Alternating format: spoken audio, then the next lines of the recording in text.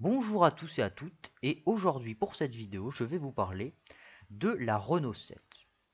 Déjà, il faut savoir que dans l'histoire de l'automobile, les marques ont toujours voulu faire des modèles destinés à l'étranger, comme pour la Dacia 1300 qui est une Renault 12 de l'Europe de l'Est, ou ainsi que pour la Peugeot 505 Danielson qui était destinée du coup à un public allemand. Mais il arrive aussi que le constructeur modifie la voiture pour s'adapter au marché, comme pour la Renault 5 Le Car qui s'est commercialisée aux États-Unis.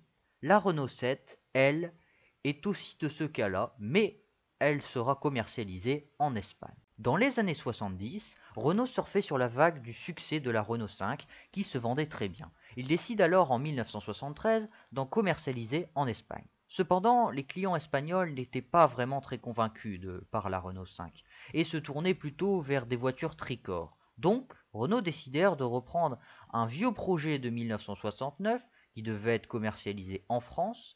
Donc la voiture a pour base une Renault 5 avec le hayon supprimé pour rajouter un arrière un peu plus long. La voiture fait donc 1,52 m de large et 3,89 m de long. Il lui ajoute aussi des pare-chocs chromés et elle fut alors nommée Renault 7, qui veut dire 7 en espagnol. Et elle commencera sa commercialisation le 17 octobre 1974. Le gros avantage de cette Renault 7, c'est son coffre, qui est beaucoup plus spacieux que celui d'une Renault 5 classique. C'est aussi une voiture 5 portes, car à l'époque, la Renault 5 était uniquement commercialisée en 3 portes. Il faudra attendre 1980 pour avoir une Renault 5 équipée de 5 portes.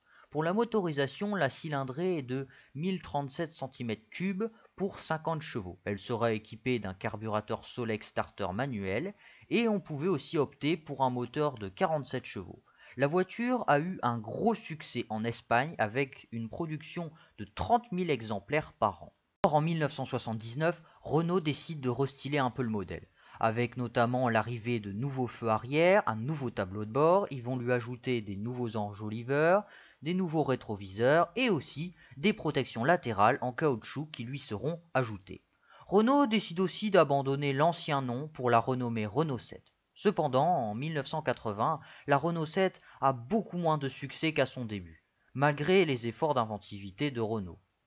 Et en 1981 sort la Renault 7 GTL, qui accueille un nouveau moteur qui se devait être meilleur, avec une cylindrée de 1108 cm3, mais moins puissant avec 45 chevaux.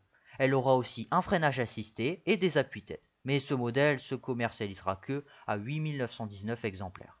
La Renault 7 finira donc sa carrière en 1982 avec 162 533 exemplaires vendus. Elle restera quand même assez longtemps dans le paysage automobile espagnol avant de disparaître totalement de la circulation comme la Fiat 127. Si la voiture vous intéresse, sachez qu'il faudra plutôt vous tourner du côté du marché espagnol et qu'elle a des pièces assez spécifiques. Et enfin, elle est plutôt sensible à la corrosion. C'est une voiture rare mais abordable. Et bien voilà, la vidéo est désormais terminée. N'hésitez pas du coup à mettre un like si la vidéo vous a plu, ainsi qu'à vous abonner et à afficher un commentaire, ce serait très sympa de votre part. Sur ce, je vous souhaite une très bonne journée et on se retrouve dans quelque temps. Bye!